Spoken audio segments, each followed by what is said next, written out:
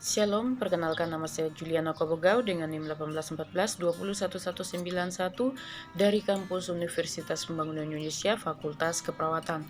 Di sini saya akan memenuhi tugas yaitu keperawatan bencana dengan tugas pertolongan korban bencana dan penanggulangan bencana dengan kasus banjir bandang. Yang pertama, pertolongan pertama pada korban bencana banjir. Pada ilustrasi pertama, kita akan melihat dan mendalami apa itu yang disebut sebagai triage, yaitu simple triage dan rapid transmission atau yang disebut sebagai STAR. Pada sistem ini, korban yang masih bisa berjalan kita suruh berkumpul di satu tempat yang aman, sehingga yang masih tersisa atau tidak bisa berjalan atau membutuhkan pertolongan, kita akan melihat atau menilai bagaimana pernapasan korban. Jika korban tidak bernapas, diberi tanda warna hitam. Apabila korban bernapas dan bergerak tidak normal atau tidak baik, diberi tanda merah. Apabila korban mendengarkan perintah kita, berarti diberi warna kuning. Ada dua cara, yaitu mengangkat dan memindahkan korban, yaitu yang pertama dalam kondisi yang emergensi dan yang kedua pada kondisi non-emergensi. Kondisi emergensi yaitu tarikan selimut atau kain untuk menarik korban, untuk memindahkan atau mengangkat. Dan yang kedua non-emergency adalah menarik baju pasien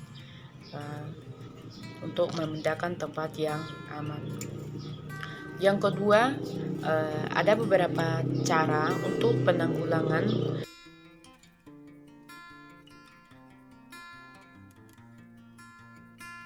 bencana banjir. Yang pertama, membuat fungsi sungai dan selokan dapat bekerja dengan baik. Sungai dan selokan adalah tempat aliran air sehingga jangan sampai tercemar dengan sampah atau menjadi tempat pembuangan sampah yang akhirnya menyebabkan sungai dan selokan menjadi tersumbat.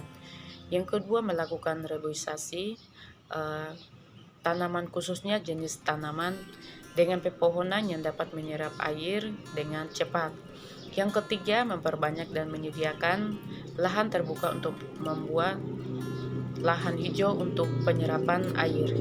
Yang keempat, berhenti membangun perumahan di tepi sungai karena akan mempersempit sungai dan sampah rumah juga akan masuk sungai. Yang kelima, berhenti membangun gedung-gedung tinggi dan besar karena akan menyebabkan bumi ini akan semakin sulit menahan bebannya